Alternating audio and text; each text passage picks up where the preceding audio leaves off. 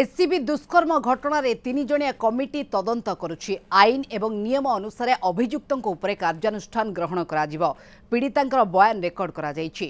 Finding committee report देबा परे अभियुक्तों उपरे दृढ़ कार्यानुष्ठान ग्रहण करा जिवो बोली स्वास्थ्य मंत्री कहिसंती।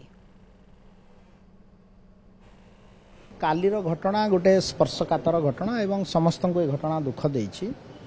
आमे तुरंत हेल्थ डिपार्टमेंट तरफ गोटे तार क्लिनिकल जांच करने आम 3 जणिया कमिटी गठन करिछु एवं तुरंत पुलिस को आमे ऑनरेबल सीएम कर संगे भी आमे कथा हेतिलु एवं ताकू जो डॉक्टर ना रे एलिगेशन हेतिला ताकू मध्ये गिरफ करा जायछि एवं आमे पूरा विजिलेंट अछि एवं निश्चित भाव रे नियम अनुसार तार कार्यधारा हबो।